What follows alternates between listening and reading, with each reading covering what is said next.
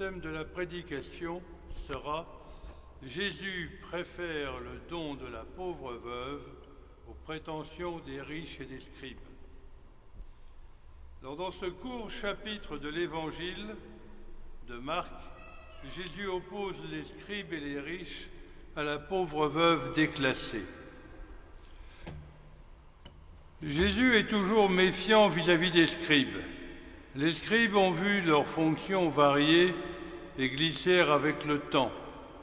D'abord comptables, capables d'enregistrer les entrées et les sorties d'un magasin ou du temple, et secrétaires sachant écrire des lettres, puis des hauts fonctionnaires sous les règnes de David et de Salomon, rédigeant les annales et les traités, mais aussi des notaires rédigeant des actes de succession, des donations ou les lettres de répudiation dans le cadre juridique de la loi mosaïque du Temple. Et par glissement, les scribes sont devenus les spécialistes de l'étude de la loi, de son interprétation et de son application dans les diverses circonstances de la vie. Plus haut dans l'évangile de Marc, chapitre 7, versets 9 et 13, Jésus disait aux pharisiens et aux scribes « Vous rejetez bel et bien le commandement de Dieu pour établir votre tradition, et vous annulez ainsi la parole de Dieu par la tradition que vous avez transmise. Et d'autre part, vous annulez ainsi la parole de Dieu pour établir cette tradition. » Dans le texte de Marc, Jésus exécute en parole les scribes, chefs religieux du temple. Il dénonce leurs défauts, vanité et ambition, cupidité et hypocrisie. Vanité. Ils aiment se promener avec de longues robes, être salués sur les places publiques. Ambition. Ils aiment avoir les premiers sièges dans les synagogues et les premières places dans les dîners. Cupidité. Ils dévorent les maisons des veuves. Et hypocrisie. Et pour l'apparence, ils font de longues prières. Ces défauts des scribes sont caractéristiques des États cléricaux, là où le peuple est dominé par une autorité religieuse qui ne néglige pas pour autant ses intérêts mondains et politiques et financiers. C'était le cas d'Israël à l'époque du Christ, mais aussi dans toutes les époques de décadence religieuse. On comprend que ce texte ait suscité l'intérêt de Martin Luther et des grands réformateurs face à l'Église catholique de la Renaissance, aux intérêts temporels et aux intrigues de la papauté et des dignitaires de l'Église.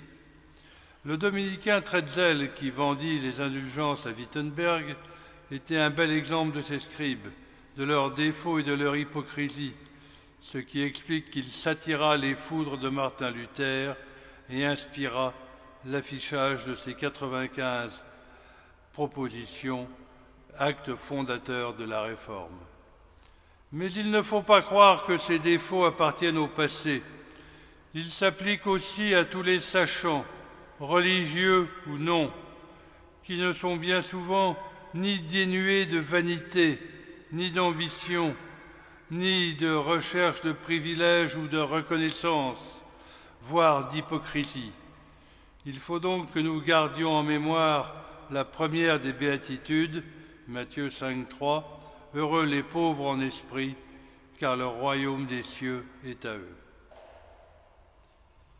Puis Jésus, en face du trésor du temple, compare les offrandes des riches à celles de la pauvre veuve.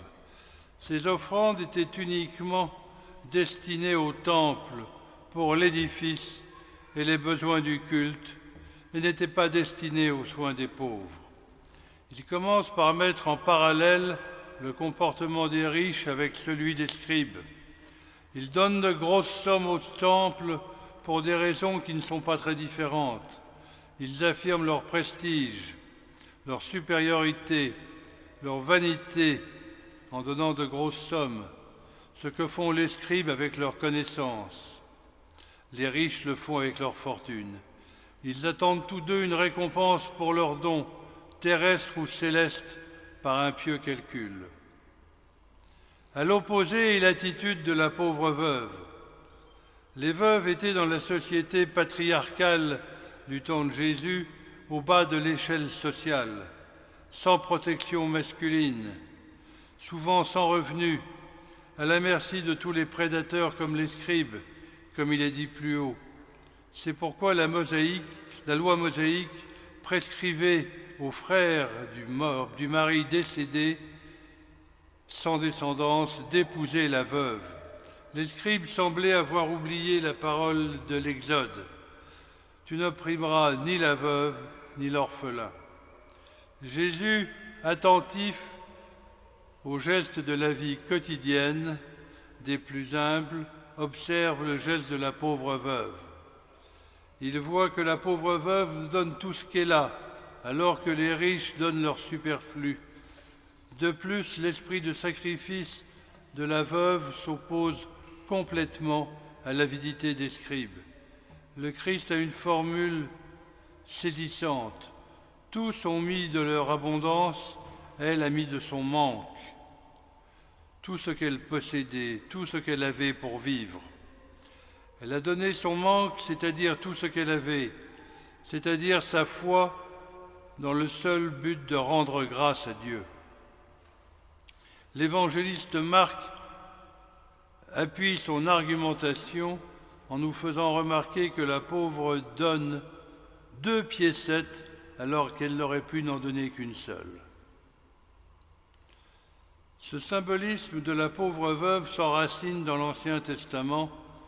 Dans le premier livre des rois que nous avons lu tout à l'heure, le Seigneur envoie le prophète Élie à Sarepta, où une pauvre veuve partage avec lui et avec son fils le peu de farine et d'huile qui lui reste, tout ce qui lui reste avant de mourir.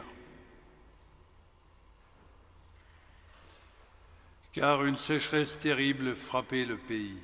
Le Seigneur la remercia en faisant en sorte que le pot de farine ne s'épuisera pas et que la cruche d'huile ne se videra pas jusqu'au jour où le Seigneur enverra la pluie sur la terre. Jésus tient donc dans ces quelques lignes à célébrer une fois de plus la gloire des anonymes, des petits, des sans grade, des réprouvés, comme la pauvre veuve, mais aussi la Samaritaine ou les publicains. On retrouve là l'intérêt de Jésus pour les femmes et les petits-enfants. Ce texte entre donc en résonance avec le Sermon sur la montagne et avec sa béatitude, point d'orgue de l'enseignement de Jésus. Ce texte nous invite donc à une double réflexion.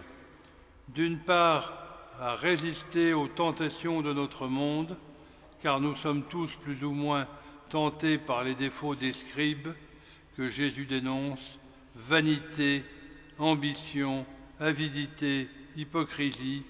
D'autre part, il nous incite à donner d'un cœur pur, sans arrière-pensée, à témoigner ainsi de notre foi en réponse à la grâce du Seigneur. Amen.